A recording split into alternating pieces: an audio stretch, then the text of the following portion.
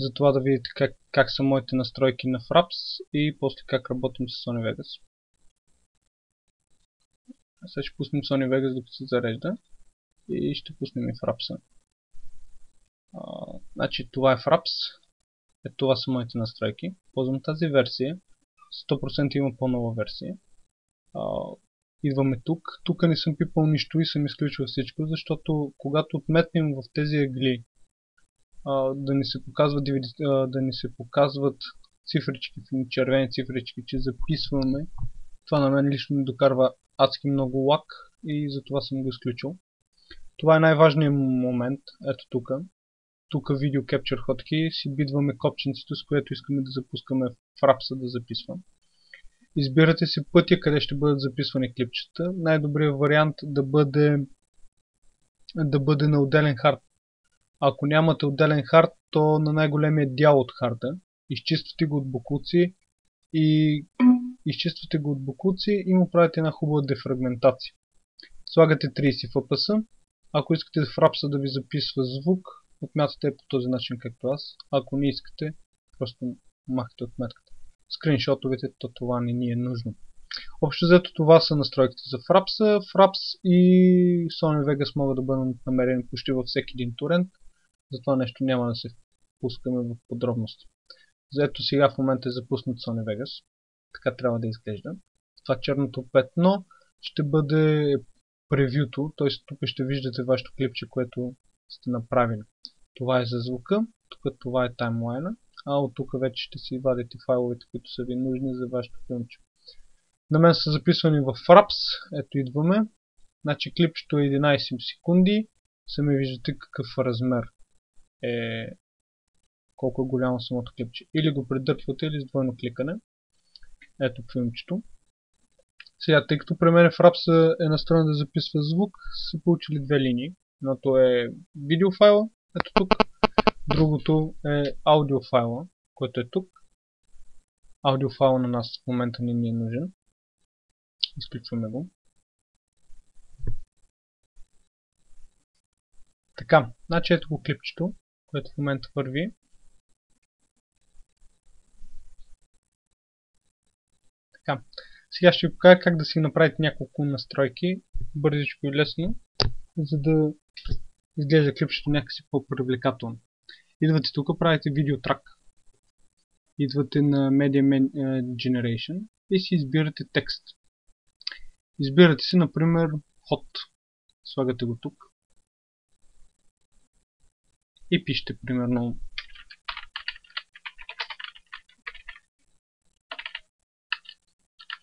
или само машината ще оставим. Ефектите. Значи размера на буквичките ще ги намалим. Ето, например, на 60. По ректа може да си изберете цвят какъвто вие си поискате, както си поискате и по какъвто начин на вас ви харесва. Ефектите на буквичките отзад и така нататък. В момента, ето, получи се вашето интро. Значи вашето интро ще го направим 5 секундно. Да не е дълго и да не тормозим хората. Идваме ето тук, това нещо, цъкаме и се появява ето този прозорец. Значи, когато бутате навътре, буквичките се увеличават, когато дърпате навънка, буквичките се намаляват. Може да го въртите и да го заставите както искате и каквото си искате. Сега много бързо ще видите как може да направим буквичките да мърдат. Правим една отметка тук, после правим още един маркер. Това означава, че буквичките ще се увеличат. Правим следващ маркер някъде тук. Буквичките ще се намалят и леко ще се завъртат. Следващ маркер, ето тук. Буквичките ще се задвижат така. После така. Фантазията е неограничена на всекиго. Sony Vegas предоставя огромни възможности за всичко. Всеки прави каквото си иска и както си иска. И колкото му е приятно и колкото му харесва. Ето буквичките. Мърдат. И в момента ще видите как се движат буквичките. И вече стана по-динамично и много по-интересно. Така. Предърпваме си видеофайла да си е на нашето място. Сега, ако искате, например, буквичките да изглеждат малко да се едно изчезват и вече да почне вашето клипче, посочвате с маркера насам, т.е. с курсора и се появява това с дъгичката. Бутате навътре и се появява ето тази линейка. И той с ефекта, ето го, ефекта, който идва. Оп, и буквичките изчезнаха и почва клипчето. Така, тъй като искаме да сложим да има ограничение на възрастта, която да гледа филма, правим още един видеотрак. Идваме на Simple Text, слагаме го тук. Ето виждате как е тук се появи една синя линейка и между трите файла. Това означава, че той съвпада по време точно едно до друго. Той самата програма ви ги настройва. Ето сега по същия начин. На простия текст идваме тук, Simple Text. Идваме и правим, пишем 21 плюс.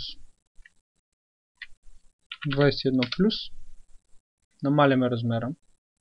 Правим го, например, 36.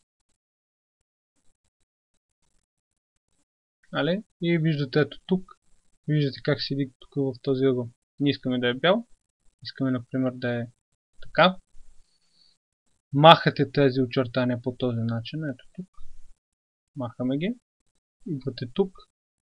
Най-долу в тесния ъгъл. И вече се появи. И т.е. вече имаме интро. И по продължение на целия филм ще имаме плюс 21 години възрастово ограничение. Ето го. Клип ще продължава. Така, сега искаме да добавим музика. Намирате си MP3-ките, примерно. Ето, например, песничка. Така, когато предърпвате файла по този начин, вие не го сбивате. Вие го орязвате. Тоест, вие премахвате част от него. Ето махаме от файла някаква част. Да го поместим за по-добро. Ето, махаме го.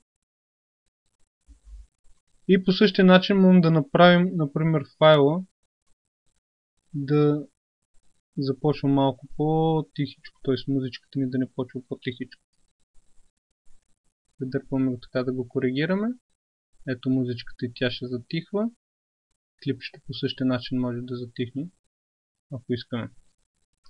И така, сега ще ви покажа как вървят музика с всичко.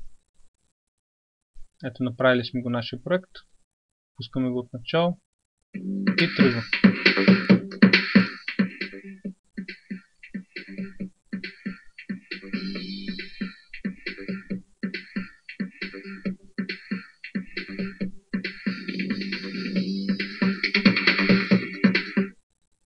И ни свършва клипчето. Така, сега няколко много важни неща. Хората, които играят на квадратни монитори и играят с ето тази резолюция, т.е. ще записват фрапчетото си с тази резолюция, е много важно да направят няколко простички неща. Идвате на вашия видеофайл, идвате ето тук и задавате ето на това нещо трябва да бъде ново. Както видяхте, файлът се разтегна. На всичките ви видеофайлове, които ще бъдат тук, на всеки по-отделно трябва да бъде зададено това нещо, защото на едните ще бъдат разтегнати както трябва, на другите ще има черните ленти отстрани. Идвате на целия видеофайл, ето тук, идвате на това нещо, отмятате го, търсите Sony Brightness и контраст, давате OK, запускате го и правите Brightness 0.10 и контраст 0.20. Когато пипаме ето тук, т.е. това ще го направя за цялото ни клипче. Сейваме си нашия проект, даваме сейв. Ето го проекта, видеопроект. Ето кръстваме го урок, даваме сейв. И в папката виждаме ето. Кръстили сме го малко по друг начин, както да е. Сега, най-важните неща. Идваме на файл, идваме на project. Всичко, което виждате, трябва да бъде настроено по същия начин. Тази резолюция 1280 на 720, това е High Definition резолюцията в YouTube. Това означава, че след като сте направили всичко, което сте искали да направите, вие рендвате вашия видеофайл в този формат и в YouTube го качвате. правите фрейма, трябва да е 30, тук няма 30, маркирате го, пишете 30, всичко окей, всичко друго трябва да е по този начин. 8 бита, а не 32, разлика няма да има особено голяма, просто продължителността на времето, което ще рендвате файла, ще стане двойно, ако го направите на 32. Тук може да отметнете всичките ви проекти да започват с тези настройки. Трябва да посочите пътя, място, където ще се сейва вашия проект. Така, давате на аудио тези настройки, по същия начин проекта, където ще се сейват, другите отметки не са ви нужни. Давате OK. Всичко това е направено, готови сме с клипчето, готови сме с нашия проект. Искаме вече да го правим на нужния, да го форматираме в нужния кодек и да го качваме в YouTube. Тоест, идвате или от тук, или от файл Rentas. Отваря ви се това нещо. Идвате на Save the Type. As Type намирате Video for Windows, AVI формат, избирате го. Идвате на Custom. Отваря ви се този прозорец. Избирате тук, че искате да се ви настройките от проекта ви, т.е. това нещо, което преди малко направихме току-що. Избирате го. Той ви ги запомня всичките настройки. Ето ги. И сега в момента най-важният момент. Видео формат. Избирате кодек. Аз ползвам ето този кодек. H264. На моят компютър е инсталирано QI Mega Codec Pack. Последна версия. И го ползвам. Няма никакви ядове. Идвате на Configuration и давате 3000 битрейт. Т.е. 3000 килобита в секунда. Това е, може би, най-удачното и най-доброто качество от всичките филмчета, които съм правил аз. Давате OK. Идвате на аудио. Аудио използвам аз този модел. Uncompressive. С тези настройки. Ако искате да използвате кодек, използвайте ето този. Това е най-добрият кодек за звук. Отивате на стерео. На стерео и трябва да е поне ето така. Ако използвате този кодек. Ако не ползвате ето тези настройки, отиваме на проект и на проект слагаме The Best. Защото искаме нашето филмче да е с най-доброто качество. Ето го урока AVI формат, всичко сме направили. Ето тук трябва да бъдете така. И давате Save. И завършва вашия проект. Ето тези неща. Рендва се самия файл. Значи едно 15-минутно клипче на моят компютър отнема около 2 часа и половина 3, а на някои хора, ако имат по-мощни компютъри, то това ще стане по-бързичко. Съветвам да направите няколко опита с няколко различни, с клипчета с размери на 10-15 секунди файл. Рендвайте ги в различни кодеци, вижте как ще станат форматите и ги качвайте в YouTube. Давайте ги на приятелите си да ги гледат и коментирайте качеството с тях. Така е най-лесно и най-бързо ще намерите най-добрия вариант за вас. Последното, което искам да кажа за Sony Vegas, ето тук в този прозорец, където виждате превюто си. Преди да започнете да рендвате своя филм, да го сейвате, елате и дайте Draft Half. Защото когато рендвате файла, това също върви, същевременно показва докъде е достигнал процеса и ако е направено на Best и на друго, ще отнема много от вашата производителна мощ на вашия компютър. Общо взето е това, дано съм бил от полза. Ще се видим в играта или на някое кафе. Чао за сега.